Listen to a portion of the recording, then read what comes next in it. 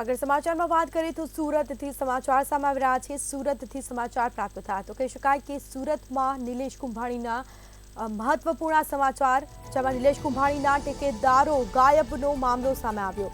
તો 3 ગાયબ ટેકેદારો માટે હાઈકોર્ટમાં હેબિયસ કોર્પસ દાખલ કરવામાં આવી।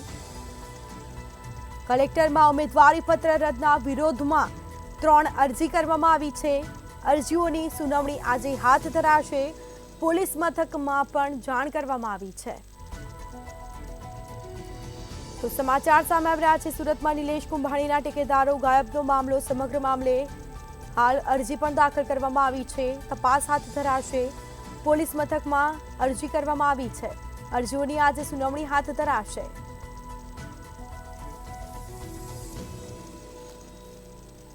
તો 3 ગાયબ ટેકેદારો માટે હાઈકોર્ટમાં હેબિયસ કોર્પસ અરજી દાખલ કરવામાં આવી।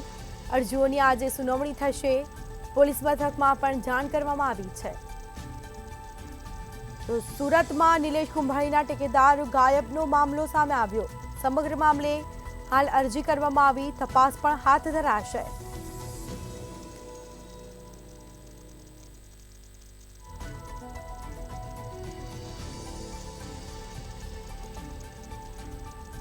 તો આ સમાચાર સામે આવી રહ્યા છે। સુરતથી 3 ગાયબ ટેકેદારો માટે હાઈકોર્ટમાં હેબિયસ કોર્પસ, જેમાં કલેક્ટરમાં ઉમેદવારી પત્ર રદના વિરોધમાં 3 અરજી કરવામાં આવી છે। તો બીજી તરફ પોલીસ મથકમાં પણ જાણ કરવામાં આવી છે। તો વધુ વિગતો સાથે સંવાદદાતા દિવ્યેશ પરમાર આપણી સાથે લાઈવ જોડાઈ ગયા છે। જી, સુરતમાં નિલેશ કુંભાણીના ટેકેદારો ગાયબ થયા છે, તેનો મામલો સામે આવ્યો। હાલ કહી શકાય કે અરજી પણ કરવામાં આવી છે, શું માહિતી? ચોક્કસ આ સમગ્ર મામલો જે છે તે જે પ્રકારે ગઈકાલે શરૂ થયો છે, અને તેમાં જે નિલેશ કુંભાણીના ટેકેદારો છે, નિલેશ કુંભાણી 3 ફોર્મ ભર્યા છે અને 3 ટેકેદારો જે છે તે ગાયબ થઈ ગયા હોવાની ક્યાંક ને ક્યાંક વાત સામે આવી હતી। કારણ કે 3 ટેકેદારો જે છે તેમણે એક એફિડેવિટ રજૂ કર્યું હતું, અને એફિડેવિટમાં તેમણે એવું જણાવ્યું હતું કે પોતાની સાઈન નથી। તેથી કરીને આ 3 જે ટેકેદારો છે તે પણ ક્યાંક ગાયબ થઈ ગયા હોવાની નિલેશ કુંભાણી દ્વારા આ અરજી છે તે પોલીસ મથકમાં કરવામાં આવી હતી। જે રીતે જોઈ શકાય છે અત્યારે અંદરનો માહોલ જે પ્રકારે બતાવવાની કોશિશ કરી છે। નિલેશ કુંભાણી જે છે તે અંદર જઈ રહ્યા છે, અને તેમને જે છે તે 9 વાગ્યા સુધીનો સમય આપવામાં આવ્યો હતો। 9 વાગ્યા છે અત્યારે જે સુનાવણી છે તેની શરૂઆત થશે। અત્યારે જોઈ શકાય છે ચુસ્ત પોલીસ બંદોબસ્તની વચ્ચે નિલેશ કુંભાણી જે છે તેમને જે છે તે ચૂંટણી અધિકારી સમક્ષ લઈ જવામાં આવી રહ્યા છે। અને જે પ્રકારે આખો મામલો સામે આવ્યો હતો, જે પ્રકારે સહીઓ જે છે તે સહીઓને લઈને ક્યાંક ને ક્યાંક તેમના ટેકેદારો છે તે ફરી ગયા હતા, અને તેને જ લઈને એફિડેવિટ રજૂ કર્યા હતા। પરંતુ નિલેશ કુંભાણીએ અત્યારે ચોંકાવનારો ખુલાસો કર્યો હતો। તેમણે જણાવ્યું છે કે તેમના બનેવી નરેશ જે છે સાવલિયા છે તેમને મળી ગયા છે, ને તે હાજર થઈ ગયા છે, તે પ્રકારે તેમણે જણાવ્યું હતું, ને તેને જ લઈને આ આખી વાત જે છે તે અત્યારે અલગ પ્રકારે એક અલગ મુદ્દો બની ચૂકી છે। નિલેશ કુંભાણી જે છે તે અત્યારે આવી ચૂક્યા છે, અને તે 11 વાગ્યા સુધી જે છે તેમનો તમામ બાબતોથી નિલેશ કુંભાણી જે અત્યારે પોતાનું નિવેદન આપ્યું છે તેમાં જણાવ્યું છે કે તેમના બનેવી નરેશ સાવલિયા જે છે તે તેમને મળી ચૂક્યા છે, અને તેને જ તે પોતાના ઠેકેદાર છે તેને રજૂ કરશે, અને ક્યાંક ને ક્યાંક તેમનું ઉમેદવારી ફોર્મ છે તે રદ નહીં થાય તે પ્રકારની માહિતી તેમણે આપી હતી। જોઈ શકાય છે વહેલી સવારથી જે પ્રકારે અહીંયા બંદોબસ્ત છે તે પોલીસનો બંદોબસ્ત જોવા મળી રહ્યો છે, અને જે પ્રકારે આ આખો મામલો સામે આવ્યો હતો તેને લઈને સ્પષ્ટ કહી શકાય કે જે પ્રકારે નિલેશ કુંભાણી જે છે તે નિલેશ કુંભાણીને